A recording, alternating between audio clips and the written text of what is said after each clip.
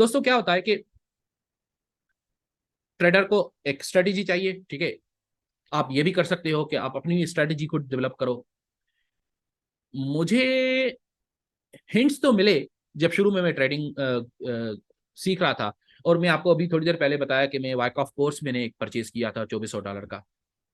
तो वहां से मुझे काफी सीखने को मिला, लेकिन मुझे तब तक चीजें समझ नहीं आई अच्छे से जब तक मैंने खुद कुछ अपना डेवलप नहीं किया। तो मैं आपको इनकरेज करूंगा कि आप, मैं आपको अपनी स्ट्रेटेजी तो दे रहा हूं, उसको मैं बिल्कुल डिटेल में डिस्कस करके बताऊंगा आपको कि बाय कहाँ करना है, सेल कहाँ करना है बताऊंगा। लेकिन मैं चाहता हूं कि आप इसके साथ साथ इसके अंदर अपना मसाला भी डालो, थोड़ा बहुत अपना गुड़, अपना मसाला, अपना कुछ, अपना मक्खन, कुछ ना कुछ इसके अंदर अपना डालो, जो आपका अपना सिग्नेचर हो, जो आपकी कोई इनोवेशन हो। तो फिर आपको मजा आएगा, फिर आपको बहुत मजा आएगा, क्योंकि फिर वो आपका अपना भी उसके अंदर हिस्सा होगा। तो दोस्तों सबसे पहले तो हमारी स्ट्रेटेजी जो है उसके अंदर 5 कंपोनेंट्स हैं, जो मैं चाहता हूं कि आप उन 5 कंपोनेंट्स को एनालाइज करो और उसको फिर उसके अनुसार आप ट्रेड लोगे, बाय करोगे या सेल करोगे। ठीक है, 5 कंपोनेंट्स हैं। इसमें कोई इंडिकेटर की जरूरत नहीं है, मैं कोई इंडिकेटर यूज नहीं करता वॉल्यूम के अलावा। वॉल्यूम इंडिकेटर नहीं है, आप इसको वॉल्यूम को इंडिकेटर बोलो, फर्क नहीं पड़ता।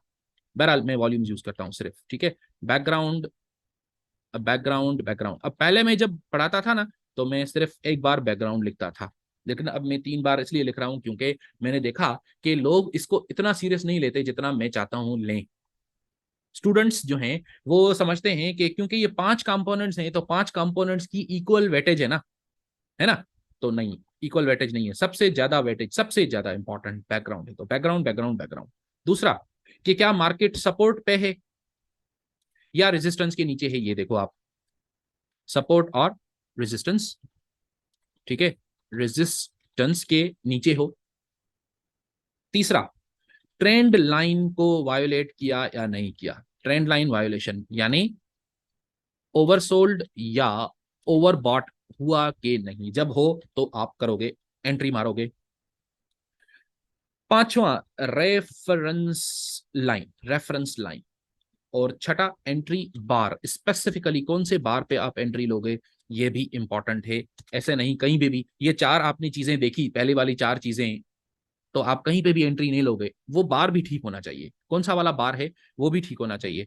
तो हमारे पास जो है टोटल 6 बार्स हैं, 6 बार्स हैं जो 3 कैटेगरीज में हैं। एक है स्प्रिंग और उसका उल्टा है यूटी। दूसरा है एनएस यानी नो सप्लाई या उसका उल्टा एनडी यानी नो डिमांड। और तीसरा है बैग होल्डिंग या उसका उल्टा ईआरएम यानी एंड ऑफ राइजिंग मार्केट बार। तो ये 6 तरह के बार्स हैं जिसमें आप एंट्री ले सकते हो। अब आइए हम इनको डिटेल में डिस्कस करते हैं कि इस स्ट्रेटजी के अंदर बैकग्राउंड का क्या मतलब है, सपोर्ट रेजिस्टेंस वगैरह तो आपको पता है। ठीक है, चलो सबसे पहले, अगर बैकग्राउंड में स्ट्रेंथ है, और स्ट्रेंथ का मतलब क्या है कि उसमें साइंस ऑफ स्ट्रेंथ आपको नजर आने चाहिए। साइंस ऑफ स्ट्रेंथ कौन कौन से होते हैं जो आपको बताते हैं। अच्छा, व्हेन आई से स्ट्रेंथ और वीकनेस, आई डोंट मीन के मार्केट कितना जोर से जा रहा है, नहीं नहीं। जोर से जा रहा है को स्ट्रेंथ या वीकनेस नहीं बोलते हम, या अगर धीमा धीमा जा रहा है लेकिन ऊपर ही जा रहा है तो हम कहेंगे कि मार्केट में स्ट्रेंथ है। नीचे आ रहा है लेकिन जोर से आ रहा है तो हम कहेंगे मार्केट में वीकनेस है। वो भले कितना जोर से आए या आराम आराम से आए, टुकड़े टुकड़े में आए, धीरे धीरे आए नीचे, उसको हम वीकनेस ही बोलेंगे। नीचे गिरना वीकनेस है, ऊपर जाना स्ट्रेंथ है। ये पहले तो आप समझ लीजिए। तो बैकग्राउंड में अगर स्ट्रेंथ्स हैं, मल्टीपल स्ट्रेंथ्स हैं, तो फिर तो मार्केट ऊपर की तरफ जाएगा। तो यानी बैकग्राउंड, फिर आप बोलोगे कि बैकग्राउंड इज स्ट्रांग। ठीक है, अब मान लेते हैं कि 2 तरह के हम जो है ना बाय या सेल के लिए अलग, इसी स्ट्रेटेजी में से हम 2 तरह के ब्रांचेस निकालेंगे कि बाय कब करना चाहिए और सेल कब करना चाहिए। ठीक है, इसको मैं ग्रीन बनाता हूं क्योंकि ये हम बाइंग के लिए कर रहे हैं, और इसको मैं रेड बनाता हूं क्योंकि ये सेलिंग के लिए कर रहे हैं। तो बैकग्राउंड में क्या होना चाहिए, बैकग्राउंड में होना चाहिए स्ट्रेंथ, यानी साइंस ऑफ स्ट्रेंथ होने चाहिए। अब साइंस ऑफ स्ट्रेंथ क्या है, उस पर लेक्चर है मेरे पास, वो मैं ड्राइव पे अपलोड कर देता हूं। उसका एक और रिव्यू भी करेंगे हम, मैं आपको वो अलग से समझाऊंगा भी, लेकिन मैं ड्राइव पे अपलोड करता हूँ। ठीक है, आप वहां से पहली बार उसको देखिएगा, फिर उसको दोबारा हम डिस्कस भी करेंगे। तो स्ट्रेंथ होना चाहिए बैकग्राउंड में, यानी साइंस ऑफ स्ट्रेंथ होने चाहिए, SOS होने चाहिए, SOS साइन ऑफ स्ट्रेंथ, ठीक है, वो होने चाहिए। और मार्केट होना चाहिए ऑन सपोर्ट, सपोर्ट के ऊपर होना चाहिए, क्योंकि सपोर्ट से मार्केट ऊपर जाता है ना। तो हम क्या कर रहे हैं पता है, हम एक जिग्सा पिक्चर, जिग्सा पजल का पिक्चर बना रहे हैं। एक पूरा जिग्सा पजल एक पिक्चर है, उसके टुकड़े टुकड़े टुकड़े हमारे पास हैं, उन सब टुकड़ों को हम जोड़ रहे हैं। इधर से एक टुकड़ा, दूसरा टुकड़ा यहाँ आएगा, एक यहाँ आएगा, ये वाला टुकड़ा इधर आएगा, ये वाला इधर आएगा, सारा हम पिक्चर बना रहे हैं, जिग्सा पजल का पिक्चर, ठीक है। तो सबसे पहले बैकग्राउंड में क्या है, स्ट्रेंथ है। मार्केट कहाँ पे है, सपोर्ट पे है या रेजिस्टेंस के नीचे है? अगर दोनों में से नहीं है तो आप कुछ भी नहीं करोगे। अगर मार्केट ये सपोर्ट, ये रेजिस्टेंस है और ये सपोर्ट है, अभी मार्केट इधर हवा में है, तो आप कुछ भी नहीं करोगे, ना बाय करोगे ना सेल करोगे, क्योंकि आपको नहीं पता कि मार्केट ऊपर जाएगा या नीचे जाएगा। सपोर्ट के ऊपर नहीं है ना, तो आप बाय नहीं करोगे। रेजिस्टेंस के नीचे नहीं है ना, तो आप सेल नहीं करोगे। सपोर्ट पे है, इधर ये सपोर्ट है, ये रेजिस्टेंस है ऊपर, ये इधर सपोर्ट है, सपोर्ट पे मार्केट है, तो ठीक है, बाय करने के लिए ठीक है। ट्रेंड लाइन वायोलेशन कैसे होना चाहिए, कि मार्केट क्या होना चाहिए, ओवरसोल्ड हो जाना चाहिए। मार्केट ओवरसोल्ड हो जाना चाहिए ट्रेंड लाइन के अंदर। अब ओवरसोल्ड कैसे होता है इसको भी हम देखेंगे। थोड़ा सा आपको मैं एक डेमोन्स्ट्रेशन दे देता हूं। ये आपका ट्रेंड चैनल बना रहे हैं हम, ये आपका ट्रेंड चैनल है, और ये आपका मार्केट है, ये इधर पर, ये नीचे, ये जो हुआ ये ओवरबॉट है, ये ओवरबॉट है, क्योंकि ट्रेंड चैनल से ऊपर चला गया। जब ऊपर चला गया, ओवरबॉट हो गया, तो संभावना है, प्रोबेबिलिटी है कि ये नीचे गिरेगा, क्योंकि इसको फोर्सेस नीचे खींचेंगे। मैग्नेट, यूं समझ लीजिए को जो ट्रेंड चैनल है ना, वो मैग्नेट है, उसके अंदर मैग्नेट है। अगर मैग्नेट से दूर, इधर इस ये मैग्नेट है, इस दिशा में मैग्नेट से दूर चले गए तो मार्केट आपको खींचेगा, मैग्नेट वापस खींचेगा। ये मैग्नेट इस दिशा में चले गए आप, यानी ओवरसोल्ड हो गए, तो आपको दोबारा वापस खींचेगा। तो ये ओवरबॉट है, यानी मार्केट आपको मैग्नेट की तरह वापस नीचे खींचेगा। और ये इधर ओवरसोल्ड हो गए, तो मार्केट आपको वापस मैग्नेट की तरह खींचेगा। अब ये हर जगह अप्लाई नहीं होता। अब ये ऐसे नहीं है कि आप हर जगह पे आप ट्रेंड चैनल बनाओ और मार्केट आपके ट्रेंड चैनल को रेस्पेक्ट करे। वो ट्रेंड चैनल याद रखिए आपने बनाया है, मार्केट ने नहीं बनाया। मार्केट ने आपको नहीं कहा कि यहाँ पे ट्रेंड चैनल बनाओ, मार्केट को पता भी नहीं है कि आपने ट्रेंड चैनल बनाया है। क्योंकि जो कुछ भी आप अपना, जो भी चार्टिंग कर रहा हूं मैं यहाँ पे, जो भी फिगर्स चार्ट्स वगैरह बना रहा हूँ, जो कुछ भी बना रहा हूँ मैं, ड्राइंग्स, सारे के सारे ड्राइंग्स मेरे पास हैं और सिर्फ मेरे पीसी के ऊपर है। मार्केट में किसी को नहीं पता कि मैं क्या कर रहा हूँ। तो मार्केट हमेशा आपके ट्रेंड चैनल की रेस्पेक्ट नहीं करता। आप ये एक्सपेक्ट नहीं करोगे कि जस्ट आपने बना दिया ना, आपने बोला मार्केट नीचे आएगा तो आएगा। गलत, गलत एटीट्यूड है। हम्बल होना चाहिए आपको, हम्बल बनो कि हाँ मार्केट, प्रोबेबिलिटी है, हायर प्रोबेबिलिटी है, मे बी 80%, 90%, 70% के मार्केट यहां से रिएक्ट करेगा। अब कुछ केसेस में मार्केट रिएक्ट नहीं करेगा, अब ये कैसे पता चलेगा, ये आपको बैक टेस्टिंग करवाऊंगा मैं। कई बार मैं खुद भी कहूंगा कि यार यहाँ पे ओवरबॉट हुआ है, लेकिन मुझे नहीं लग रहा कि मार्केट यहाँ से नीचे गिरेगा। भले ओवरबॉट हो जाए, फिर वो ओवरबॉट हुआ और ओवरबॉट हुआ और ओवरबॉट हुआ, ऊपर चला गया, बस उसने लिफ्ट ही नहीं करवाया ट्रेंड चैनल को। ऐसे होता है, बिल्कुल होता है। लेकिन ये आप आहिस्ता आहिस्ता, आपकी आंखों की ट्रेनिंग हो रही है। मार्केट एनालिसिस जब हम पढ़ रहे हैं तो आपकी आंखों की ट्रेनिंग हो रही है। आपकी आंखें समझ जाएंगी कि यार ये यहाँ, ये भले ओवरबॉट हो गया, ये अभी भी ऊपर जाएगा, ठीक है। लेकिन नॉर्मली जब ओवरबॉट होगा तो आपको सेल करने का अभी सोचना चाहिए। मैं नहीं कह रहा कि आप सेल कर लो, जब ओवरबॉट देखो बस सेल कर। कल ऑक्टाफिक्स का वो था ना वेबिनार, उसमें किसी स्टूडेंट ने क्वेश्चन पूछा, सर मैंने तो ट्रेंड लाइन में ओवरसोल्ड देखा, मैंने बाय कर लिया और वो तो वहां से नीचे गिर गया। तो यार वो इस वजह से हुआ क्योंकि वो आपने गलत जगह पे ट्रेंड लाइन में ओवरसोल्ड देखा। और आपको मैं ये थोड़ी कह रहा हूं कि जब भी ओवरसोल्ड हो तो बस बाय करो, ओवरबॉट हो तो सेल करो, ये नहीं कह रहा ना मैं ये कह रहा हूं कि ये सारे कंपोनेंट्स तो पूरे होने दो ना। ये सारी चीजें अगर हों तो फिर आप बाय या सेल करोगे। ये सारी चीजें तो होने दो ना पहले। तो सबसे पहले बैकग्राउंड में strength, on support, trend line violation हुआ, क्या हुआ, ओवरसोल्ड हुआ। वायोलेशन यानी ओवरसोल्ड या ओवरबॉट को मैं वायोलेशन बोलता हूं, ठीक है। ये मेरा अपना टर्म है, मैं किसी से, मुझे नहीं पता कि लोग इसको वायोलेशन बोलते होंगे या नहीं बोलते होंगे, मैं इसको वायोलेशन, ये ट्रेंड लाइन है ना, ट्रेंड लाइन को वायोलेट कर दिया ना, ठीक है, तो ये मेरा अपना पर्सनल टर्म है। रेफरेंस लाइन, रेफरेंस लाइन ये मेरी अपनी, ये मेरा अपना पर्सनल टर्म है, मैंने किसी और से ट्रेडर से कभी नहीं सुना रेफरेंस लाइन। रेफरेंस लाइन क्या है? रेफरेंस लाइन ये है कि जब मार्केट एक लेवल पे आया, यहां से मार्केट क्या किया, मार्केट यहां से जोर से ऊपर गया और फिर आहिस्ता आहिस्ता नीचे गिरा।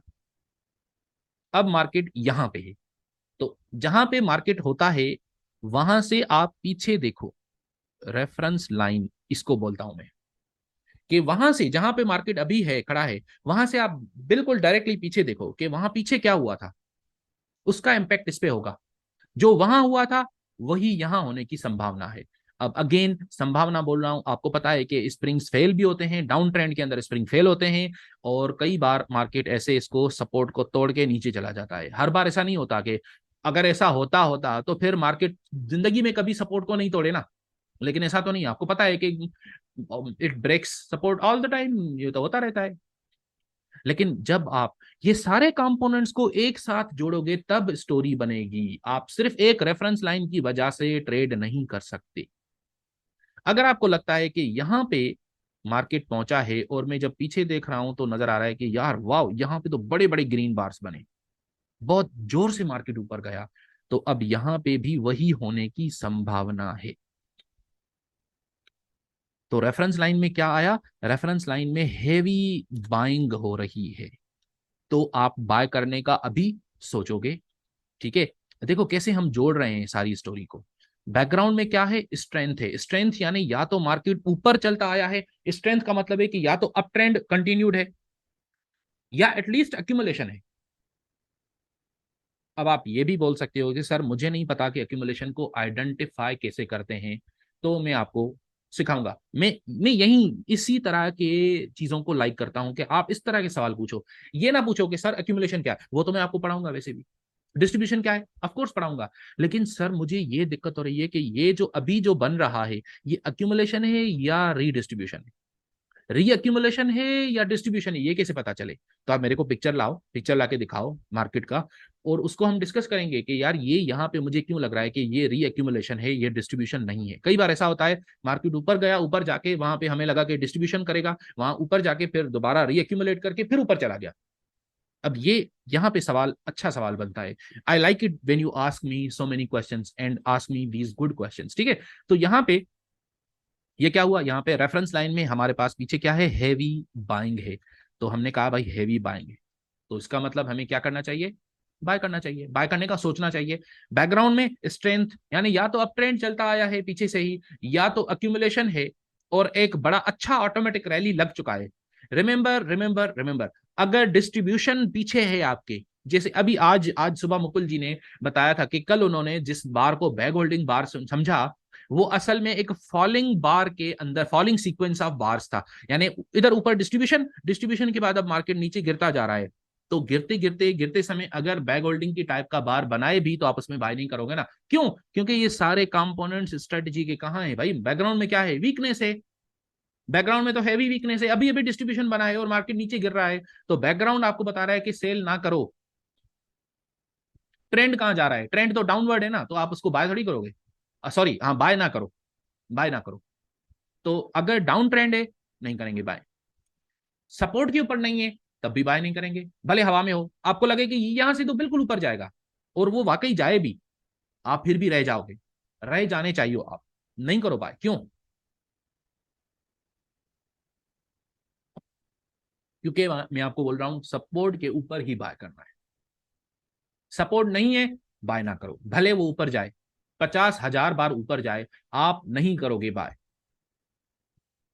सपोर्ट के ऊपर नहीं है तो नहीं करोगे बाय, हवा में नहीं करेंगे बाय कभी भी हम, दरमियान में ऐसे, ये सपोर्ट, ये रेजिस्टेंस और ये सपोर्ट, मार्केट यहां है, अभी अभी इधर है, इधर आपको लगता है कि ये यहां से पक्का ऊपर जाएगा, रेजिस्टेंस को तो टक्कर मारेगा, पक्का पक्का लगता है आपको, ना करो बाय। क्यों? सपोर्ट के ऊपर करेंगे हम बाय, हवा में हम नहीं करते बाय या सेल, हवा में इसमें नहीं ना, करते। हेलो, जी जी इसमें मुकुल जी। गुरु जी मेरा क्वेश्चन है, इसमें ना एक जो आदमी है ना अपनी साथ प्रिडिक्शन लेके चलता है ना, ये इसे सबसे ज्यादा खाती है। कि यहाँ ऐसा हो जाएगा, ये वैसा हो जाएगा। जो मैंने महसूस किया है, मैं इस चीज पे काफी स्टडी कर रहा हूँ। ये जो आदमी सोच लेता है ना कि भाई यार, जैसे कि वो कह देता है भाई ये लड़की तुमसे पटनी पटनी है, पता लगी वहां जाके जूते खा रहा है आदमी। हम्म। तो ये दुख, ये वाली दिक्कत है इसमें मेरे साथ। एक्चुअली मार्केट के अंदर everything is a matter of probability. मैं आपको यार पिक्चर दिखाऊं?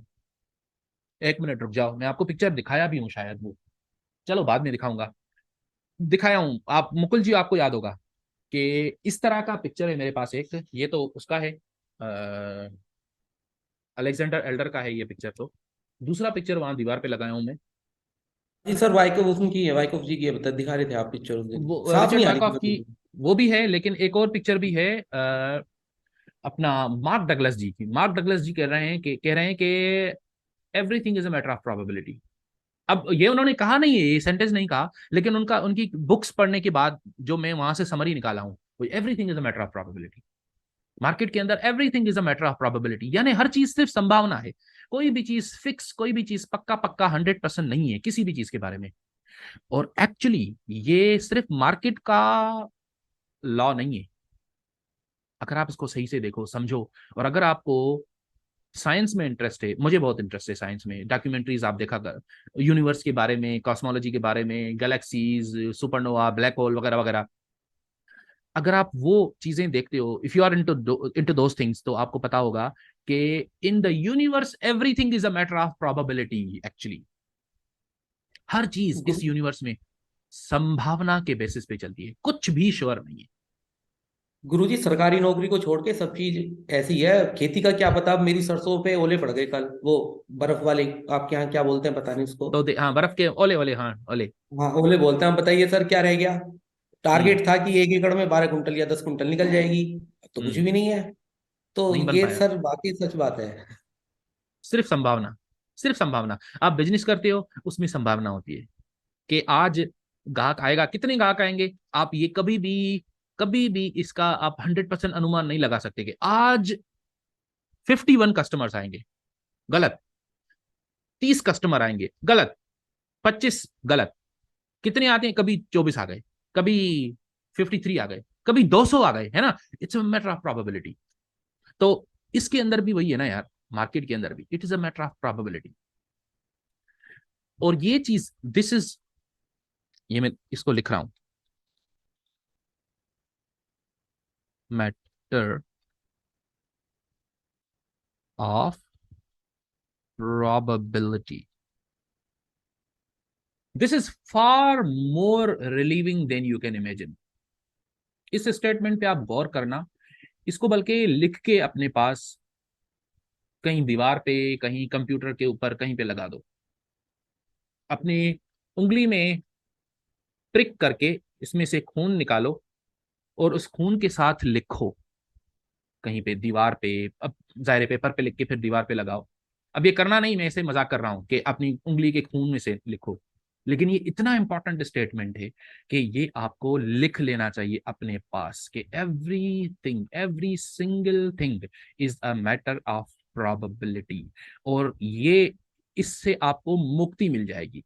अगर आपके ये मन में उतर जाए ये बात, तो आपको मुक्ति मिल जाएगी हमेशा के लिए। आप आजाद हो जाओगे इस टेंशन से कि आपको प्रिडिक्ट करना है और आपका प्रिडिक्शन गलत क्यों हुआ। आप अपने आप को कोसना बंद करोगे, लूजर एटीट्यूड से निकल जाओगे। जब आप लूजर एटीट्यूड से निकल जाओगे, जब आपको पता लग गया कि market is a matter of probability, आपको मुक्ति मिल जाएगी। अब आपके ट्रेड्स अच्छे होने लगेंगे, क्योंकि आपको पता है कि जब आप गलत हो तो आप गलत नहीं हो। It is not personal, you will not take it personal. यार मैं जब भी बाय करता हूं तो मार्केट नीचे जाता है, जब सेल करता हूं तो ऊपर चला जाता है। मुझे मुझे स्टूडेंट्स बोलते हैं, सर ऐसा क्यों होता है मेरे साथ, जब भी मैं बाय करता हूं मार्केट नीचे जाता है। मान लीजिए कि मेरे से जिस स्टूडेंट ने ये पूछा उसका नाम था मुकुल। अभी मुकुल जी आपने नहीं पूछा था कभी मेरे से, मैं एक उदाहरण दे रहा हूं। मुकुल जी ने मेरे से पूछा कि सर ऐसा क्यों होता है कि जब भी मैं बाय करता हूं तो मार्केट नीचे जाता है, जब सेल करता हूं तो ऊपर जाता है। तो मैं उसको बोलूंगा कि हाँ, बिल्कुल ऐसा ही होता है, क्योंकि मार्केट को पता है कि अभी बस मार्केट बैठा है कि ये जैसे मुकुल बाय करेगा ये नीचे। ये मुकुल ने, मुकुल पहले पहले कंफर्म करो कि मुकुल ने सेल किया या नहीं किया। मुकुल ने सेल नहीं किया, नहीं बस छोड़ो, बस मैं फिर मैं कहीं नहीं जाऊंगा, मैं बस वहीं पे खड़ा हूंगा। जैसे ही मुकुल ने सेल किया, मार्केट बैठा हुआ था, मुकुल ने सेल किया, अब ये नीचे या ये ऊपर। ऐसा है क्या? ऐसा तो नहीं है ना यार, ऐसा तो ही नहीं। तो आप अपने आप पे, अपने सर पे इतना इतना बोझ लिए क्यों फिर रहे हो कि मार्केट आपकी वजह से चल रहा है, या मार्केट आपके अगेंस्ट चल रहा है, या इवन मार्केट आपके फेवर में चल रहा है? नहीं, it is not against you, it is not in your favour. Everything is a matter of probability. आप जो संभावना लगा रहे हो, आप जो अनुमान लगा रहे हो, वो एक संभावना की बुनियाद पे है ना, की बेसिस पे है। आपका अनुमान गलत हो सकता है, ऑफ कोर्स यस। क्या आपका अनुमान इस वजह से गलत हुआ क्योंकि आपका एनालिटिकल स्किल्स ठीक नहीं है? हाँ, ये पॉसिबल है कि आपका एनालिसिस ही गलत है, हो सकता है। लेकिन क्या ऐसा भी है कि आपका एनालिसिस भी ठीक हो गया एक दिन, यानी 3 महीने के बाद, 4 महीने आपने पढ़ा, 2 महीने पढ़ा, जितना भी पढ़ा आपने आपने काफी समय लगाया मार्केट में, आपको समझ आ गया, अब आपका एनालिसिस सही है, आपके एनालिटिकल स्किल्स ठीक है। अब आपका एनालिसिस गलत हो सकता है, बिल्कुल गलत हो सकता है। कैसे हो सकता है? क्योंकि it is a matter of probability कि आपका एनालिसिस आपने ठीक किया, जो भी आपने किया सही किया, लेकिन फिर भी मार्केट आपके अगेंस्ट गया। क्या ऐसा होता है? बिल्कुल होता है। कितना होता है? बहुत कम होता है। जो ज्यादा नहीं होता ना, जो अधिकतर बार नहीं होता, उसमें से आप इतना प्रॉफिट कमा लेते हो कि जब आपके मार्केट अगेंस्ट जाता है, उसमें थोड़ा सा चला जाता है। ये ऐसा ही है जैसे आप जब खेती बाड़ी करते हो तो आप उसमें बीज डालते हो, आप खाद डालते हो, फर्टिलाइजर वगैरह डालते हो, हल चलाते हो, ट्रैक्टर लाते हो, ट्रैक्टर का डीजल होता है वगैरह वगैरह, ये बहुत कुछ होता है ना। तो ये जो सारे एक्सपेंसेस होते हैं ना ट्रेडिंग में, वो सारे एक्सपेंसेस तो नहीं है ना अभी आपके पास। सिर्फ ये एक्सपेंस है कि आपके इसमें कभी कभी लॉसेस हो जाते हैं, और वो आपका एक्सपेंस है, वो आपका बिजनेस एक्सपेंस है। मुकुल जी क्या बोल इसमें रहे थे आप? गुरुजी एक बात और है कि मैं अपनी तरफ से एक बात कहना चाहता हूँ कि इसमें ना जब भी आदमी की फटती है ना, वो ये हमेशा ये है, भैया ऊपर वाले की मर्जी। ये सर कूट कूट के हमारे अंदर भरा हुआ भी तो है। कुछ भी काम हम्म। हो जाए, भैया ऊपर वाले की मर्जी। या नहीं सर, ये बात भी तो है ना।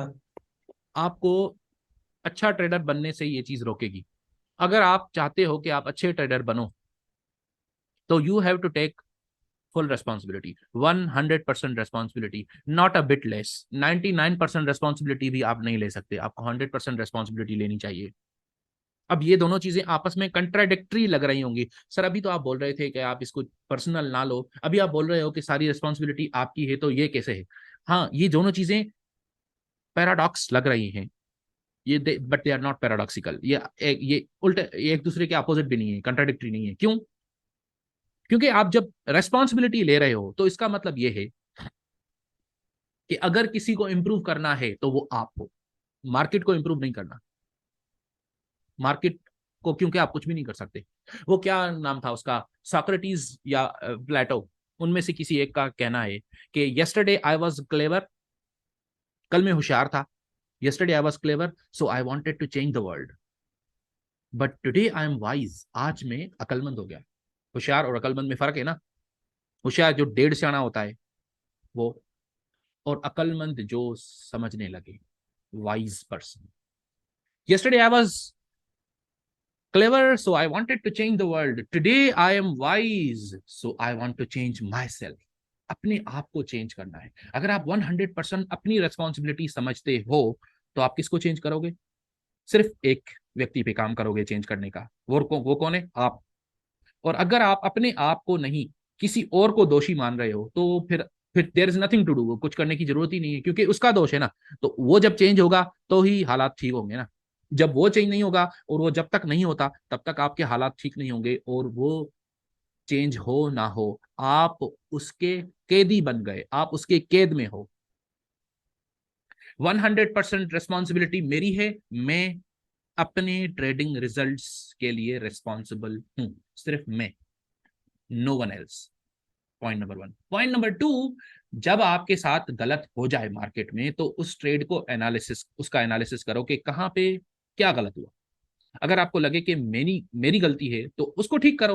और अगर आपको लगे कि नहीं, this is one of those trades जो मेरे वैसे भी गलत होंगे, सर सईद ने बोला था कि 70-80% 90% आपका विन रेट होता है, कुछ लोगों का 50% होता है, कुछ का 40 भी होता है, डजेंट मैटर। लेकिन जो भी आपका विन रेट है, उसमें से कुछ लॉसेस भी होंगे ना, वो भी है ना उसके अंदर, बिल्ट इनटू इट, है ना। तो maybe this is one of those trades जो वैसे ही आपके लूजर्स होने थे, तो it's okay, no no problem at all. ये वो बिजनेस एक्सपेंस है। मैं एक होटल, ये एक मैं रेस्टोरेंट खोला हूँ, रेस्टोरेंट में जो वेटर है ना, ये उसकी सैलरी दे रहा हूँ मैं। तो सैलरी देते वक्त आप घबराते थोड़ी हो कि अरे यार शिट, अब मेरी सैलरी भी देनी पड़ेगी। अरे हाँ यार सैलरी, यार ये खाना भी लाना पड़ेगा, ये आलू प्याज भी लाने पड़ेंगे क्या? मैं तो समझाता था कि ये रेस्टोरेंट ऐसे ही चलता है, कुछ भी नहीं लाना पड़ता, किसी वेटर को सैलरी नहीं देनी पड़ती। ऐसा सोचते हो आप रेस्टोरेंट के वक्त? नहीं सोचते ना। इसमें भी आपको सब कुछ करना, सारे एक्सपेंसेस पे करने हैं, तो ये वो एक्सपेंसेस है। लेकिन आप ये नहीं करते रेस्टोरेंट में, कि आपने रेस्टोरेंट चलाया, रेस्टोरेंट के अंदर आपका किचन है, उस किचन के अंदर आप गैस या लकड़ी जो भी यूज कर रहे हो खाना पकाने के लिए, आग के लिए जो आप यूज कर रहे हो गैस वगैरह, उस गैस के साथ साथ आप, जब गैस कम हो जाता है तो आप उसके अंदर पैसे, जो आपके पैसे हैं ना, वो पैसों के नोट आकर उसमें डाल देते हो आपके, यार ये आग तो चलता रहे ना। ऐसा करते हो क्या? फिर जब वो खत्म हो गए तो आप निकाल के दूसरे डालते हो? ऐसा तो नहीं करते ना आप।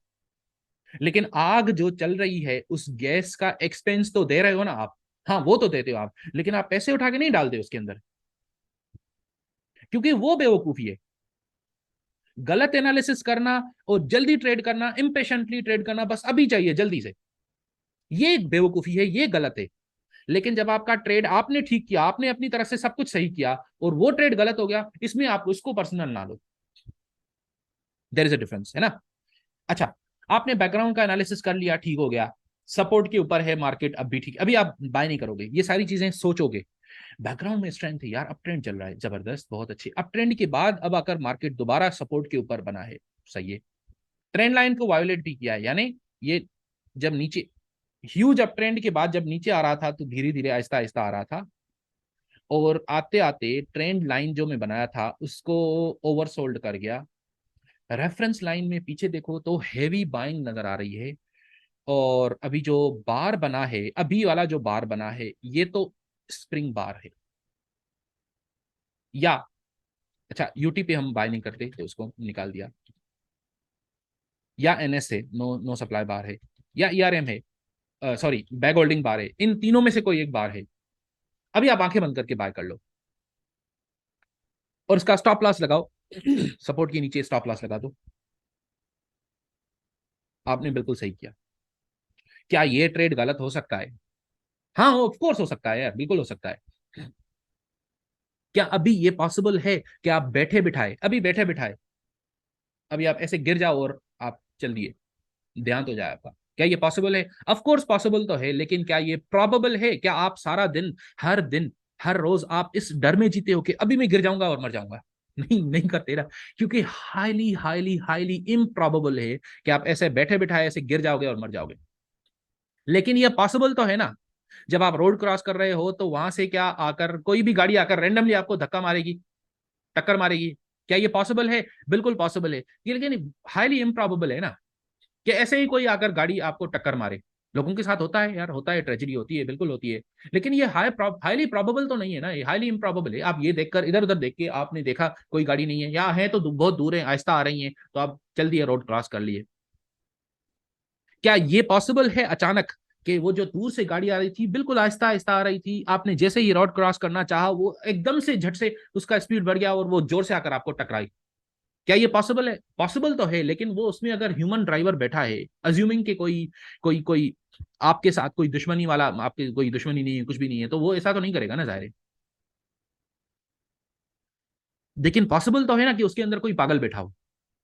लेकिन आप रोड क्रॉस करते वक्त जो लोग ड्राइव कर रहे हैं उनको पागल समझ के तो रोड क्रॉस नहीं करते ना। आप ये समझते हो ना कि यू ट्रस्ट के द पीपल आर सैन, इंसान नहीं है, ठीक है, तो आप उनको ट्रस्ट करके आप रोड क्रॉस कर लेते हो आराम से।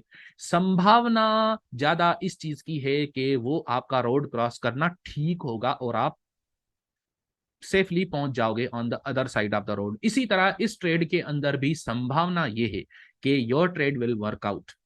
अगर आपने सारे check check check check check सारे बॉक्सेस को टिक कर लिया, और फिर आपने सही वाली एंट्री ली है, सही पोजीशन साइज लिया है, ना बहुत बड़ा ना बहुत कम, तो ये ट्रेड वर्कआउट करेगा। अब अगर बैकग्राउंड में वीकनेस है या डाउन ट्रेंड चल रहा है, तो क्या करोगे? वीकनेस, वीकनेस या डाउन ट्रेंड, तो अब आप सेल करने का सोचोगे। बिलो रेजिस्टेंस, रेजिस्टेंस के थोड़ा नीचे है मार्केट, अभी भी सेल करने का सोचोगे, अमेजिंग अपॉर्चुनिटी है। ओवर बॉट हो गया है मार्केट, ओवर बॉट हो गया है, सेल करने का सोचोगे। रेफरेंस लाइन में हैवी सेलिंग है, सेल करने का सोचोगे, और फिर आपको एंट्री बार मिले जिसमें आपको यूटी मिला, या नो सप्लाई मिला, सॉरी नो डिमांड मिला, या आपको एंड ऑफ राइजिंग मार्केट मिला, तो आप क्या करोगे? अब आप सेल करोगे। ये again, you have put all the ducks in a row, you have done the right thing, forget about results. और जब रिजल्ट्स आए तो पर्सनल ना लो। कौन से वाले रिजल्ट को? अब चलो आप मान लिए, आप समझ गए सर सईद ने बोला था कि रिजल्ट्स को पर्सनल ना लो, तो आप रिजल्ट को पर्सनल नहीं लिए। कौन से वाले को? नेगेटिव वाले को। लेकिन जब पॉजिटिव आया तब उसको भी पर्सनल ना लो, because when you win, it's not because of your strategy or sharpness or wisdom or whatever. And when you lose, it's not because of your stupidity. The market is sufficiently random to make anybody winner or loser anytime. इतना market unpredictable और random है कि आप सोच समझ के घुसोगे और सही समय पे आउट करोगे, सही तरीके से आउट करोगे। ऐसे भाग नहीं खड़े होगे, जैसे मैंने पहली बार बताया हूं आपको, आप थोड़ा पहले मैं आपको बताया था कि ऐसे जल्दी भागना चाहो, मार्केट में रहो, स्केल आउट करो, होल्ड करो, लेकिन स्केल आउट करते जाओ, निकालते जाओ टुकड़ा टुकड़ा। बहुत मजा आएगा यार आपको रियली। आप जिस दिन इस तरह की सही वाली ट्रेडिंग करोगे ना, वो पहला दिन होगा आपका अगर, तो आपको मजा तो बहुत आएगा। मैं ये नहीं कह रहा कि वो उसी दिन करने से आपका हैबिट बिल्ड हो जाएगा, कि हैबिट बिल्ड करने में आपको समय लगता है, ये मैं मान रहा हूँ। आपको मजा बहुत आएगा, बहुत मजा आएगा, क्योंकि आपको पता होगा कि you are doing the right thing. आप बिल्कुल सही काम कर रहे हो। सही काम करते वक्त, सही काम करते समय उसी दिन आपको रिजल्ट नहीं मिलता। आपका वेट बढ़ गया, आपने सोचा यार जिम के मेंबरशिप लेनी चाहिए, आप उस दिन जिम गए, आपने बहुत अच्छे तरीके से एक्सरसाइज की, रगड़ रगड़ के अपने आप को आपने मेहनत की, जिम में एक्सरसाइज किया, वापस आए, दोबारा अपना वेट चेक किया। पहले आपका वेट था 100 किलो, जिम के बाद वापस आए, उस दिन आपका वेट 92 हो गया। होता है ऐसा? 8 किलो एक दिन में चला गया, होता है? नहीं होता। इनफैक्ट ये होगा पॉसिबली कि उस दिन आपका वेट 101, पहले आपका 100 था, अभी आपका 101 है। क्यों? पानी वानी पिया आपने, खाना खाया, या कोई भी और वजह हो सकती है। या जिस दिन पहले आपने चेक किया था वेट, उस दिन आप सारा कुछ निकाल के फिर चेक किए थे मे बी, तो उल्टा उल्टा भी हो सकता है। लेकिन मैं ये कह रहा हूं कि आप भूल जाओ कांटे को अपना। क्या होता है ये कांटा होता है ना, यानी जो स्केल होता है वेट करने के लिए अपने आप को, उसको आप भूल जाओ फिलहाल। एक महीना आंखें बंद करके जिम करो, गुरु की बात मानो। एक महीना आंखें बंद करके जिम करो, डाइट का ख्याल रखो, सही वाली चीजें खाओ, एक्सरसाइज करो। एक महीने के बाद वेट चेक करो। आपने चेक किया, आपने सर ये तो वेट कम ही नहीं हुआ, ये तो अभी तक वही है, 100 का 100 है। ठीक है, मैं कहता हूं 6 महीने अगर आप लगाओ, if you are doing the right thing, सही वाला खाना खा रहे हो, गलत चीजें नहीं खाते, ड्रिंकिंग नहीं करते ज्यादा, ठीक है, अच्छा वाला खाना खाते हो, अच्छा अच्छा खाना, हाई क्वालिटी फूड, फास्टिंग करते हो, कम खाते हो खाना, ज्यादा नहीं खाते, ठीक है, ज्यादा समय नहीं खाते, है ना, ईटिंग विंडो को भी आपने रेस्ट्रिक्ट कर दिया। ये सब कुछ किया आपने, 6 महीने तक आपने जिम किया, और आप मेरे को ये बता रहे हो कि सर कुछ भी नहीं होगा। ऑफकोर्स होगा। इट इज इम्पॉसिबल कि आपका वेट वहीं रहे 6 महीने के बाद। इट इज रियली इम्पॉसिबल कि अगर आप ये सारी चीजें सही, you do the right thing and you forget about results, the results will reflect in the due course of time. आपको सोचना नहीं पड़ेगा उसके बारे में। Success comes to those who are too busy to look for it. जो सोचते ही नहीं है सक्सेस के बारे में, इतना लग जाते हैं, मन मगन मस्त हो जाते हैं अपने काम में, अपनी मेहनत में, अपनी फील्ड में, कि उनको पता ही नहीं होता कि आज अभी सुबह है, शाम है, दोपहर है, क्या है। उनको ये फिक्र ही नहीं होती कि मेरे रिजल्ट्स का क्या बना, नहीं होती फिक्र, तो वो सक्सेसफुल हो जाते हैं। इफ यू स्टार्ट लविंग, अगर आपको अपने घर से ज्यादा, अपने ऑफिस से ज्यादा, मंदिर से ज्यादा, कहीं और से ज्यादा अगर आपको मजा आने लगे जिम में, तो फिर या क्या ये पॉसिबल भी है कि आपका वेट ना कम हो? पॉसिबल ही नहीं है। इसी तरह अगर आपको सबसे ज्यादा मजा आता है मार्केट एनालिसिस करने में, बैक टेस्टिंग, फॉरवर्ड टेस्टिंग और ट्रेडिंग करने में मजा आता है, तो क्या ये पॉसिबल भी है कि आप 6 महीने के बाद, साल के बाद ट्रेडर नहीं बन पाओ, या आप उसी लेवल पे रहो? सर आपने तो बोला था गया मत, या क्या ये पॉसिबल? अभी क्या है, आज आज 21 मार्च है ना, 21 मार्च 2023। मैं कह रहा हूं आपको, मैं जो सारी चीजें बताया हूं उनको आप फॉलो करो, अभी और भी बताऊंगा, आप इन सारी चीजों को फॉलो करो, ठीक है? उसके बाद हमारा कांटेक्ट खत्म, यानी फॉर एग्जांपल हम बिछड़ गए, अलग अलग हो गए। 1 साल के बाद 21 मार्च 2024 को आप मेरे को कांटेक्ट करके बोलो, सर आपने जो कुछ भी पढ़ाया कुछ भी काम नहीं आया, मैं अभी वही अब एग्जैक्टली उसी जगह पे हूं, क्या ये पॉसिबल भी है? नहीं है पॉसिबल, अगर आप उन चीजों को फॉलो करते रहो। So do the right thing, सही जगह पे बाय करो, सही जगह पे सेल करो, सही जगह पे बाय करो, सेल करो, बाय करो, सेल करो, सही जगह पे। जहां पे ट्रेड मिले वहां पे ट्रेड जरूर करना है, कुछ भी हो जाए। अगर आपके पास टाइम नहीं है अभी उसको ट्रेड को मैनेज करने का, वॉच करने का टाइम नहीं है, तो नियरेस्ट रेजिस्टेंस या नियरेस्ट सपोर्ट पे टीपी लगा के चले जाओ। भले कहीं बाहर जाना है, कुछ करना है, ठीक है, जिम जाना है, मंदिर जाना है, मस्जिद जाना है, कहीं भी जाना है आपको, तो आप ट्रेड लगाओ। अगर आपको ट्रेड सही वाला मिला है तो आप you will just take it, आंखें बंद करके ट्रेड लगाओ। और अभी हो सकता है आप डेमो अकाउंट पे ट्रेडिंग कर रहे हो, तो आपको उतना एक्साइटिंग नहीं लग रहा होगा ट्रेडिंग, क्योंकि आप $500 बना लिए डेमो अकाउंट पे, क्या फर्क पड़ता है, आपका तो कुछ नहीं, आपको तो कुछ नहीं मिला ना। तो मैं कह रहा हूं कि आप रियल अकाउंट पे सही वाले ट्रेड्स करो, छोटी पोजीशन साइज करो, इतनी छोटी हो कि आपको बोर, इतनी भी छोटी ना हो कि आपको बोर कर दे, लेकिन इतनी बड़ी ना हो कि आपको बिल्कुल डिस्टर्ब कर दे, आपको परेशान कर दे, नहीं, दरमियान में, मिडल में। कम से कम इतनी बड़ी तो हो कि आपको जब प्रॉफिट मिले तो आपको मजा आए, और कम से कम इतनी छोटी तो हो कि आप उसको होल्ड कर पाओ, आपकी जान ना निकले उससे, तो पता नहीं क्या हो। पता चला कि आपका 5 दिन का जो फैमिली का एक्सपेंस है वो सारा एक ट्रेड में चला गया, ऐसा नहीं होना चाहिए यार। आधे दिन का एक्सपेंस चला गया, ओके ठीक है, ये समझ आता है। 2 महीने की सैलरी चली गई, कभी भी नहीं। सैलरी का 50वां हिस्सा भी नहीं जाना चाहिए, उस यानी 100वां हिस्सा जाना चाहिए, या उससे भी कम हो तो ज्यादा बेहतर है। अब ये जाहिर है आप खुद डिपेंड करो, ये कैलकुलेट करोगे ना कि आपके लिए कौन सा वाला पोजीशन साइज ठीक है।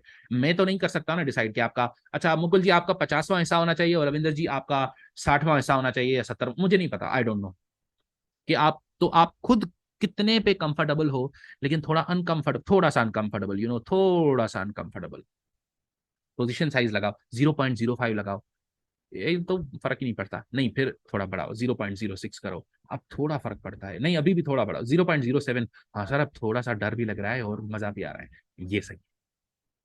0.07 पे सही लग रहा था, डर भी लग रहा था और लेकिन मजा भी आ रहा था, आपने उस दिन 0.07 के बजाय 0.3 कर दिया, आप जान निकल जाएगी आपकी। नहीं इतना नहीं, ठीक है, सही वाले ट्रेड करो, जहां पे मिले करो, जहां पे भी मिले आपको करो, जिस टाइम भी मिले आप करो। जरूरी नहीं है कि आप उसको फिर मैनेज भी करो, उसको बैठ के देखो, वॉच करो, ये जरूरी नहीं है ना। मैंने जैसे बोला ना कि अगर आपका ऐसा टाइम है जिसमें आप बिल्कुल उसको वॉच नहीं कर सकते, स्केल बैक, पोजीशन साइज को बिल्कुल कम करके छोटा सा लगाओ, लेकिन करो जरूर, ताकि आपको पता चले, आपकी प्रैक्टिस हो, आपका डर खत्म हो। ये स्ट्रेटेजी कमाल की स्ट्रेटेजी, अगर आप इसको सही तरीके से फॉलो करो तो आपके ट्रेड बहुत कम गलत होंगे, बहुत कम गलत होंगे। इसके साथ साथ बैक टेस्टिंग करेंगे हम, और बार बाय बार एनालिसिस जब हम करेंगे, और तीसरा वॉल्यूम रीडिंग स्किल्स, एक ये स्ट्रेटेजी, दूसरा बार बाय बार एनालिसिस, तीसरा वॉल्यूम रीडिंग स्किल, ये 3 चीजों पे जब हम काम करेंगे ना, बस खत्म, आपका मार्केट एनालिसिस सारा का सारा कॉन्कर हो गया। अब इस स्ट्रेटजी के अंदर कुछ ऐसी चीजें हैं जो मैं डिस्कस करना चाहता हूं थोड़ा डिटेल में, यूटी एनडी स्प्रिंग वगैरह, ये बार्स को थोड़ा सा देख लेते हैं। अब स्प्रिंग और अपथ्रस्ट तो हम कई बार डिस्कस किए हैं, सिर्फ 2-3 पॉइंट्स बताऊंगा मैं आपको इनके बारे में, जो हो सकता है आपको कभी आपने ध्यान ना दिया हो। ये अपथ्रस्ट है, ठीक है, और ये ऐसे होता है, तो ये ट्रिपल टॉप भी हो सकता है, ये डबल टॉप भी हो सकता है, यानी ये ऐसे भी हो सकता है और ये ऐसे भी हो सकता है कि ये 1 और 2 बस ऐसे, ठीक है, तो ये 2 इसके मॉडल्स हैं, अलग अलग तरीके से हो सकता है। अच्छा, इसके अंदर अपथ्रस्ट किसको बोलते हैं? इसको। क्यों अपथ्रस्ट बोलते हैं इसको? क्योंकि आपने किसी चीज को फेंका ऊपर, ऊपर फेंका, तो आपने इसको फेंका, वो फेंकने के बाद आपने यहां से इसको फेंका तो वो ऊपर जाएगी, ऊपर जाएगी, ऊपर जाके फिर वो उसका टाइम आएगा, वो जब वो गिर जाएगी ना, तो ये ऐसे है अप थ्रस्ट, आपने थ्रस्ट किया उसको अप की तरफ, ऊपर की तरफ थ्रस्ट किया, ऊपर जाकर वो फिर वो दोबारा गिर गया। तो ये वाला, ये वाला इसका जो, इसको हम बोलेंगे बीसी बाइंग क्लाइमेक्स, और ये नीचे आया फिर ऊपर जाकर इसी बाइंग क्लाइमेक्स को पेनिट्रेट करके ऊपर चला गया। यानी जो रेजिस्टेंस है, इस रेजिस्टेंस को वो ब्रेक करने की कोशिश करे, fails to follow through to the upside and then falls down. इसका बार जनरली यूं बनता है, ऐसे डाउन क्लोज होता है, तो ये अपथ्रस्ट हो गया। ठीक है, अपथ्रस्ट पे हम सेल करते हैं, बिल्कुल करते हैं, लेकिन क्या आप हमेशा अपथ्रस्ट पे सेल कर पाते हो? कई बार ऐसा होता है, मैं आपको कई बार बोला हूं कि अगर लंबा बार बन जाए तो आप उस पर ट्रेड की एंट्री ना लो, भले वो सही वाला बार हो, भले वो एंट्री यानी उसका वो यूटी ही हो, अपथ्रस्ट ही हो, लेकिन उस पर सेल नहीं करोगे। कैसे? इतना लंबा यहाँ पे आके क्लोज किया, इस पे मैं कहूंगा आप ना करो सेल। क्यों? क्योंकि आप जब यहाँ पे सेल करोगे अगर, तो आपका स्टॉप लॉस कहाँ होगा? इसके ऊपर होगा ना, यहाँ से जहां से बार शुरू हुआ वहां से आकर, ये इतना बड़ा स्टॉप लॉस नहीं, ये दिस इज कैटास्ट्रोफिक। क्यों सर? ये स्ट्रेटेजी के अनुसार तो बिल्कुल ठीक है ना, ये सही वाला ट्रेड बन रहा है, तो आप क्यों बोल रहे हो कि सेल ना करो इस पे? मैं इसलिए बोल रहा हूँ क्योंकि मुझे ये भी पता है कि स्ट्रेटेजी 100% आपको विनिंग रेट नहीं देती ना। व्हाट इफ ये वाला वो ट्रेड हो जो आपका गलत होगा, तो फिर क्या होगा? फिर आपका जो जब स्टॉप लॉस हिट होगा तो ये बड़ा होगा ना स्टॉप लॉस। तो हाँ, आप ये कर सकते हो, सर मैं यहाँ पे एंट्री लेना चाहता हूं, मैं क्या करूंगा, मैं अपना पोजीशन साइज को आधा कर दूंगा। पहले मैं लेता था 0.15, 15 माइक्रो लॉट्स, 15 मिनी लॉट्स, ठीक है। अब मैं क्या करूंगा, अब मैं 15 मिनी लॉट्स के बजाय 8 मिनी लॉट्स ले लूंगा, 0.08 लॉट ले लूंगा। हाँ, फिर उसमें आपका जो एसएल उतना ही ठीक है, कम बनेगा, लेकिन आपका फिर वो जो नीचे, जब मार्केट नीचे जाएगा आपके फेवर में, तो उसमें प्रॉफिट भी थोड़ा थोड़ा थोड़ा होगा ना, बहुत कम प्रॉफिट होगा ना आपका, है ना। जितना लंबा, जितना छोटा एसएल बनेगा, पोजीशन साइज की वजह से मैं बोल रहा हूं, अगर पोजीशन साइज कम करोगे तो एसएल का अमाउंट कम होगा, डॉलर अमाउंट कम होगा, लेकिन टीपी का डॉलर अमाउंट भी तो कम हो जाएगा ना उतना। तो वो ट्रेड आपको एक्साइट नहीं करेगी, आपको आपको मजा नहीं आएगा। तो आप फिर वेट करो। वेट कैसे करो? ये मार्केट नीचे आया और यहां से अगर पलटा ऊपर जाकर, ये यहाँ पे, ये कमाल की लोकेशन है, इसको मैं बोलता हूं TUT, TUT, TUT, test of upthrust. ये कमाल की लोकेशन होती है। और टेस्ट ऑफ अपथ्रस्ट पे मैं आपको बता रहा हूं ना कि एग्जैक्टली कौन से बार होने चाहिए तब आप एंट्री मारो। कौन कौन से बार होने चाहिए यहाँ पे? यहाँ पे 2 बार्स होने चाहिए, 2 तरह के बार्स होने चाहिए, तो फिर आप यू आर गुड। ERM हो या ND बार हो, अब दोनों को हम अभी डिस्कस करेंगे, ठीक है, कि या तो ERM हो या ND हो, तो आप वहां पे एंट्री ले सकते हो। ये बना स्प्रिंग, ये वाला स्प्रिंग था, और ये टट था, टेस्ट ऑफ यूटी था, और ये test of UT can be in the form of ERM और ND। यहाँ पे ये अब थ्रस्ट है, यहाँ पे आप एंट्री ले लिए, अगर ले लिए तो ठीक है, अगर उसी तरह लंबा बार बना, एंट्री नहीं लोगे, फिर क्या होगा? फिर आप सबर करोगे, ये मार्केट यहाँ से थोड़ा ऊपर पलटेगा और यहाँ से नीचे गिरेगा। फिर क्यों? क्योंकि यहाँ पे ये रैली बैक टू आइस वाला सेटअप बन गया। तो यहाँ पे आपको एक बड़ा अच्छा एंट्री बार मिलेगा। अगेन कौन सा वाला बार होगा एंट्री बार? या ERM होगा या ND होगा, तो आप लोगे, दोनों में से नहीं है, छोड़ दो, जाने दो। फिर क्या करो? अच्छा, जाने दिया, फिर क्या करूं सर? फिर क्या करूं? फिर आप यहाँ पे ट्रेंड लाइन बनाओ, ट्रेंड चैनल बनाओ, ठीक है। मार्केट क्या किया? मार्केट यहाँ से थोड़ा ऊपर आया, फिर ट्रेंड लाइन में टक्कर मारा, क्या हुआ? ओवर बॉट, ND ERM बनाया यहाँ पे, कर दो सेल, मिल गई अपॉर्चुनिटी। मल्टीपल अपॉर्चुनिटीज मिलती हैं आपको। आगे चलकर मैं आपको प्रैक्टिकली सिखाऊंगा कि कैसे आप ये कर सकते हो कि यहाँ पे भी सेल करो, फिर जब यहाँ पे मार्केट नीचे आ जाए तो यहाँ पे दोबारा से, अभी आपका टीपी हिट नहीं हुआ, ये वाला ट्रेड चल रहा है, यहाँ पे दोबारा सेल किया, फिर यहाँ पे दोबारा सेल किया, 3 बार ट्रेड, यहाँ बॉटम पे टीपी रखा, तीनों टक टक टक हिट हो गए एक साथ, मजा आ जाएगा आपको। ऐसा होता है, ये बिल्कुल कर सकते हैं हम, कोई बात, ठीक है। अच्छा, टट पे आपने सेल किया ND ERM के फॉर्म में। इसी तरह स्प्रिंग को देख लेते हैं एक बार। अच्छा, बाय द वे, यहाँ पे एक वार्निंग, वार्निंग वार्निंग वार्निंग ये है कि भैया यहाँ पे ये याद रखो कि UT UT fails in up trend, spring fails in down trend. बस ये पॉइंट याद रखना, ठीक है, कि यूटी जो है वो आप अगर कंटिन्यूड सस्टेन्ड अप ट्रेंड है तो आप यूटी पे ट्रेड नहीं करोगे, अगर कंटिन्यूड सस्टेन्ड डाउन ट्रेंड है तो उसमें आप स्प्रिंग पे ट्रेड नहीं करोगे। अब सर ये कैसे पता चले कि ये कंटिन्यूअस डाउन ट्रेंड है या नहीं है, या कंटिन्यूअस अप ट्रेंड है या नहीं है? मैं तो समझा था कि ये अप ट्रेंड इतना नहीं चलेगा, यहां से यूटी बनेगा, लेकिन मैंने सेल किया, पता चला कि मार्केट नीचे नहीं गया, ऊपर आ गया, मेरा स्टॉप लॉस हिट कर दिया। फिर कल को मैंने आपको वो पिक्चर निकाल के भेजी कि सर यहाँ पे क्या दिक्कत होगी मेरे साथ, तो सर आप बोले कि ये तो अप ट्रेंड चल रहा था, इस वजह से आपका ट्रेड गलत हो गया। तो सर मुझे कैसे पता चले कि ये अप ट्रेंड ही चलता रहेगा या डाउन ट्रेंड ही चलता रहेगा? यहाँ पे आपकी आंखों की ट्रेनिंग काम आएगी, थोड़ा समय लगेगा लेकिन आपको आहिस्ता आहिस्ता समझ आ जाएगा। बैक टेस्टिंग करोगे ना आप तो समझ आ जाएगा। खैर, यहाँ पे ये एनडीईआरएम, यहाँ भी एनडीईआरएम बनना चाहिए तो फिर आप सेल करोगे। अब स्प्रिंग को देखते हैं जरा। स्प्रिंग में क्या होगा? स्प्रिंग ये होता है कि एक बार मार्केट इसको टच किया, ऊपर गया, अच्छा खासा ऊपर गया, जोर से ऊपर, फिर आहिस्ता आहिस्ता आहिस्ता आहिस्ता धीरे धीरे आया, इसको नीचे पेनिट्रेट कर गया, यहाँ फिर क्विकली रिवर्स किया और क्लोज फॉर्म किया यहाँ पे, तो ये वाला स्प्रिंग बार बना, तो आप यहाँ पे इधर आपने बाय किया, ये इसको हम बोलते हैं स्प्रिंग। अभी ये डबल बॉटम भी हो सकता है, इसको आप डबल बॉटम भी बोल सकते हो, या फिर ऐसे होता है कि ये ऊपर आकर फिर दोबारा यहाँ से नीचे आके फिर इधर टेस्ट किया और जोर से ऊपर गया, तो आप इधर भी बाय कर सकते हो, इसको हम बोलेंगे स्प्रिंग। ये तो आपको पता है। अगेन मैं आपको बता दिया कि स्प्रिंग जो है वो आप डाउन ट्रेंड में स्प्रिंग को ट्रेड नहीं करते, लेकिन इसको क्या बोलेंगे? इसको बोलेंगे TOS, TOS, test of spring, ये टेस्ट ऑफ स्प्रिंग है, इधर भी आप बाय कर सकते हो। अगेन अगर आपके साथ ये वाली दिक्कत आ जाए कि यहां से ये बार बनाओ और इतना लंबा बार बन गया, ना घुसो, छोड़ दो। और बाय द वे ऐसा होता है 95% ऑफ द केसेस में, ऐसा आप देखोगे कि क्या होता है कि जब इतना बड़ा बार बनता है ना, तो मार्केट फिर नीचे आकर उसको टेस्ट जरूर करता है, तो आपको दोबारा मौका मिल जाता है ऐसे यहाँ पे, फिर यहाँ पे दोबारा ये इधर दोबारा बाय कर लो। तो अगर आप यहाँ पे घुस लिए और आप सोचोगे कि यार मैं छोटा बस छोटा सा स्टॉप लॉस लगाऊंगा,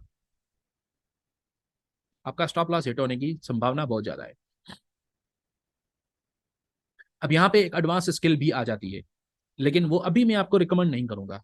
प्लीज ये चीज आप समझ लो कि कौन सी चीजें आपको आपको लोगों को अभी करनी है और कौन सी चीजें आपको अभी नहीं करनी। तो ये जब 2-3 साल 4 साल हो जाएंगे ना आपको ट्रेडिंग की दुनिया में, फिर आप ये करना भले। वो क्या कि आपको लगता है कि ये इतना लंबा बार ऊपर गया है और आप थोड़ा सा स्कैल्प करना चाहते हो, आप क्या करोगे? बिल्कुल टाइट स्टॉप लॉस लगा के और इधर आपने टीपी रखा और आपने बड़ी पोजीशन साइज करके, क्योंकि स्टॉप लॉस आपने छोटा रखा है तो आप पोजीशन साइज को डबल कर लिया आपने। सिर्फ आप इस चीज का वेट कर रहे हो कि अगर ये ऊपर गया तो आपका टीपी ठक से हिट हो जाएगा और आपका अच्छा प्रॉफिट निकलेगा इस ट्रेड में से, क्योंकि आप पोजीशन साइज बड़ी लिए हो। आई एम सॉरी, ये मैं एडवांस्ड चीज को नहीं करता डिस्कस, छोड़ दो इसको, बस ना करो बस आप। सर इस यहाँ पे मेरा एक सवाल है। हम्म। कुछ नहीं सर, मैं कल बैठा हुआ था परसों सुमन जी के साथ, तो मेरी उनसे बात हुई, वो कहने लगे कि मुकुल न्यूज ट्रेडिंग, मैंने कहा यार न्यूज ट्रेडिंग करते समय मेरी हवा बहुत खराब होती है, इससे बेहतर मैं ये ना करा करूं कि जैसे मार्केट मेरे जबड़े में आया तो मैं अपनी मतलब स्टैंडर्ड लोड पे जाके उसे न्यूज बार ना बना लूं।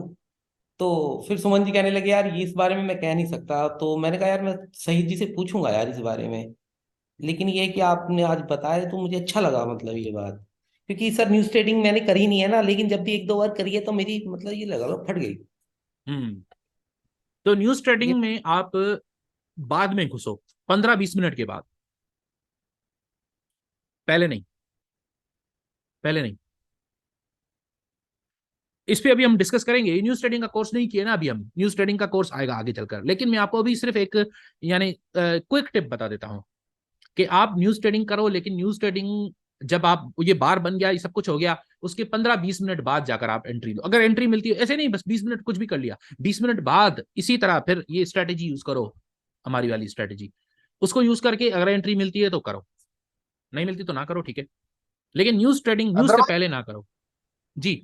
अदरवाइज सर क्या ये पॉसिबल है न्यूज ट्रेडिंग में हम बाई एंड सेल सर वो दोनों ही ओपन कर दें, एंड एक 10-10 पिप या 15-15 वो पिप का स्टॉप लॉस दे लगा दोनों साइड, एंड नहीं। जो टीपीएस एंड जो टीपी है सर वो 30 पिप का लगा दें, वो दोनों ही साइड। नहीं मिडल नहीं पे नहीं नहीं जाओगे। नहीं नहीं, गलत गलत गलत गलत गलत। ओके चलो ओके। इसको इसको इस क्वेश्चन को थोड़ा सा बाद में देखते हैं, ठीक है, फिलहाल इसको डिस्कस कर ले। इस पे ये बड़ा अच्छा टॉपिक आपने ये बात पूछी है, ठीक है। अच्छा, स्प्रिंग और फिर टॉस। टॉस पे आपने बाय किया, टॉस पे कौन कौन से बार बनेंगे? टॉस पे ये दो बार बनेंगे, कौन कौन से? BH यानी बैक होल्डिंग, या NS यानी नो सप्लाई। दोस्तों अब ये सारा स्ट्रक्चर तो डिस्कस हो गया, अब हम देखते हैं कि ये बार्स कौन से हैं, BH और NS कौन से हैं। अब आपको याद होंगे 3 लॉज ऑफ वाइकॉफ, उसमें हमने बनाए थे EVR बार। EVR बार यानी वो होता है जिसका अल्ट्रा हाई वॉल्यूम होता है लेकिन वो बार छोटा होता है, मिड क्लोज बार होता है। तो EVR बार्स के दो टाइप्स हैं, दो तरह की EVR बार्स होते हैं, एक होता है ERM बार और दूसरा होता है बैग होल्डिंग बार, ठीक है। अब बैग होल्डिंग और ERM, इनका मैं थोड़ा सा डेफिनेशन जल्दी जल्दी लिख देता हूं क्योंकि ये इतना ज्यादा मुश्किल नहीं है, उसके बाद हम NSND पे आ जाएंगे। तो ERM क्या है? ERM and of rising market. ये बार को आइडेंटिफाई कैसे करेंगे? सबसे पहले तो ये जो है ना, ये ग्रीन बार होगा, तो ये बुलिश बार होगा, तो इसका मैं कलर ही ग्रीन कर देता हूं, ठीक है। एक ये ग्रीन बार होगा, दूसरा ये मिड क्लोज होगा, तीसरा ये अल्ट्रा हाई वॉल्यूम पे होगा, हाई वॉल्यूम पे होगा, और चौथा ये आफ्टर वीकनेस आएगा, वीकनेस यानी डाउन ट्रेंड वगैरह हो बैकग्राउंड में, और पांचवा इसका कैरेक्टरिस्टिक ये है कि ये बिलो रेजिस्टेंस होगा, और फिर ये एक at the end of a weak rally भी बन सकता है। जब ये बात देखो आप, तो आप इसमें क्या करोगे? सेल करोगे आप। बैक होल्डिंग बार, बैक होल्डिंग बार की क्या है कैरेक्टरिस्टिक्स? बैक होल्डिंग बार रेड बार होगा, ठीक है, और ये भी मिड क्लोज होगा, ये भी हाई या अल्ट्रा हाई वॉल्यूम पे, हाई और अल्ट्रा हाई वॉल्यूम पे होगा, और फिर ये आफ्टर अ स्ट्रेंथ, यानी या तो ये अप ट्रेंड में बनेगा या ये एक ह्यूज रैली के बाद बनेगा, रैली यानी ऊपर, ठीक है, रैली के बाद बनेगा, और फिर ये जो है ऑन सपोर्ट बनेगा, और फिर at the end of a weak down move बनेगा ये। तो आप इसको बैक होल्डिंग बार मानोगे, तो आप इस पे बाय करोगे। तो यहाँ पे देखो ना, ये इट मेक सेंस, ये यहाँ पे अगर ये बैक होल्डिंग बार बने और ये वीक रिएक्शन हो, वीक वो हो, डाउन मूव हो, स्ट्रॉन्ग अप मूव के बाद weak down move, after strength हुआ, यानी ये स्ट्रेंथ, ह्यूज स्ट्रेंथ, और ये at the end of a weak down move, तो आपने, और ये मिड क्लोज यहाँ पे होना चाहिए, तो आप इसको बाय कर लोगे। अच्छा, इनके हम बहुत सारे एग्जांपल्स देखेंगे मार्केट में, डोंट वरी अबाउट दैट, ठीक है। इनको मैं आपको बिल्कुल क्लियर करके छोड़ूंगा आज। NSND क्या है? NS बार क्या होता है? मिड क्लोज लो और वेरी लो वॉल्यूम, ठीक है, और रेड बार होगा ये, सारे रेड बार होगा, रेड बार होगा, आफ्टर स्ट्रेंथ होगा, at the end of a weak down move होगा, और फिर एक और कैरेक्टरिस्टिक के ये ऑन सपोर्ट होगा। तो आप इसको क्या मानोगे? NS बार मानोगे, तो इस पे क्या करोगे? आप बाय करोगे जाहिर है। ND बार क्या होता है? पहले तो ये ग्रीन बार होगा, ग्रीन बार होगा, मिड क्लोज होगा, लो और वेरी लो वॉल्यूम होगा, बिल्कुल सही, आफ्टर अ स्ट्रेंथ नहीं बल्कि आफ्टर अ वीकनेस होगा ये, और at the end of a weak down move नहीं बल्कि at the end of a weak rally, बिल्कुल ERM की तरह, end of rising market bar की तरह, और ये ऑन सपोर्ट नहीं होगा बल्कि ये बिलो रेजिस्टेंस होगा, बिलो रेजिस्टेंस होगा ये। तो दोस्तों अब आशा करता हूं आपको समझ आ गया होगा कि आप क्यों किसी बार पे बाय या सेल करते हो। देखिए, ये इन दोनों बार्स पे आप क्या करोगे? बाय करोगे, ये दोनों बार्स बाइंग बाइंग के लिए हैं, और इन चारों बार्स को एक्चुअली हम टेस्टिंग बार्स बोलते हैं, ठीक है, ये टेस्टिंग बार्स हैं जिसपे हम बाय या सेल करते हैं। इन दोनों बार्स पे आप सेल करोगे, ये दोनों सेल, और मजे की बात यह है कि ये ग्रीन है, ग्रीन बार पे सेल करने का मजा ही और है, पता है क्यों? क्योंकि उसके बाद उसमें आपको स्टॉप लॉस बहुत छोटा रखना पड़ता है ना, यानी अगर मान लो कि आपने यहां पे सेल किया, यहां पे अगर आप सेल करो इस जगह, वैसे मैं कह नहीं रहा क्योंकि ये स्प्रिंग के बाद आ रहा है, स्प्रिंग के बाद गलत चीज, गलत जगह है सेल करने की, लेकिन अगर मैं कह रहा हूं कि अगर ये स्प्रिंग ना होता, ये बैकग्राउंड में कुछ और होता, डाउन मूव होता, तो इधर सेल करने का मजा बहुत है। क्यों? क्योंकि ये यहाँ पे स्टॉप लॉस आपको बिल्कुल छोटा स्टॉप लॉस बनेगा। अगर ये वीक रैली, अब ये तो स्ट्रॉन्ग रैली है, इस पे सेल नहीं करोगे आप, लेकिन अगर वीक रैली के बाद आपका बिल्कुल छोटा स्टॉप लॉस बनता है और रेजिस्टेंस के बिल्कुल नीचे, ये यहाँ पे इधर इधर, तो इसके ऊपर आपने छोटा सा स्टॉप लॉस लगा दिया बस, और नीचे बहुत सारा प्रॉफिट। तो एनडी बार और ईआरएम बार, इन दोनों पे हम क्या करेंगे? सेल करेंगे। नो डिमांड, डिमांड खत्म हो गई मार्केट से, ये बताता है हमें। नो सप्लाई बताता है कि नो सप्लाई, सप्लाई खत्म हो गई है, सप्लाई खत्म हो गया यानी ऊपर जाएगा मार्केट, डिमांड खत्म हो गया यानी मार्केट नीचे गिरेगा। तो नो डिमांड पे सेल, नो सप्लाई पे बाय, बैग होल्डिंग बार पे बाय, और erm end of rising market bar पे सेल करेंगे हम।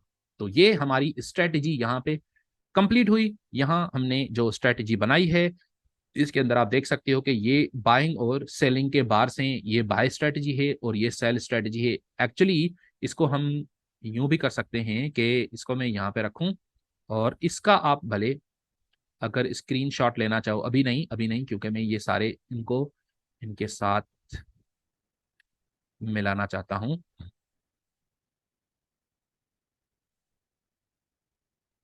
हाँ जी, ये हो गया अब, ठीक है। तो आप क्या करोगे कि ये एक परफेक्ट स्क्रीनशॉट बनेगा, आप ले लेना जब मैं कहूं। एक मिनट,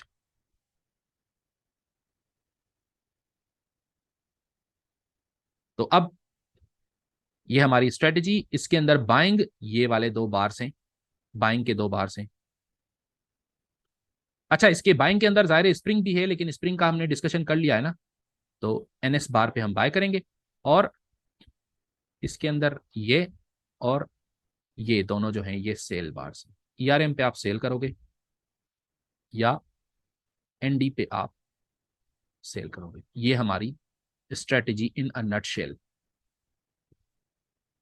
और इसको अगर मैं सारे को क्लीन अप करके, बल्कि स्प्रिंग और अपथ्रस्ट को भी अगर मैं ऐड करूं, तो सारी स्टोरी पूरी हो जाएगी, मुकम्मल हो जाएगी स्टोरी हमारी। 1 2 3 4 5 6 7 8 9 10 11 12 एंड 13, ये सारे हमारे हैं। ठीक है, अब ये देखिए दोस्तों, ये हम कौन से वाले बार पे बाय करेंगे और कौन से वाले बार पे सेल करेंगे, ये देख लीजिए आप लोग।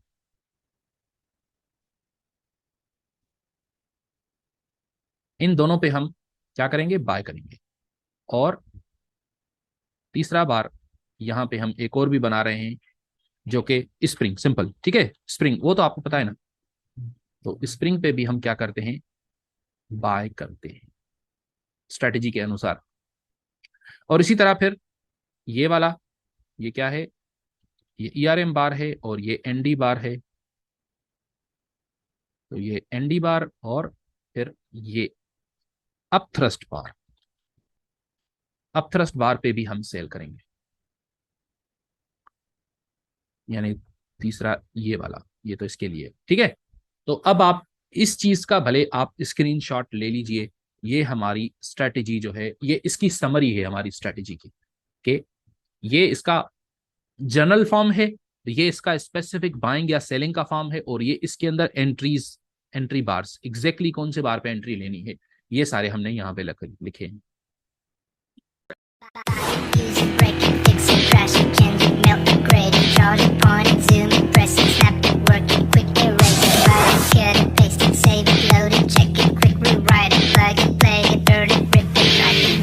Oh, make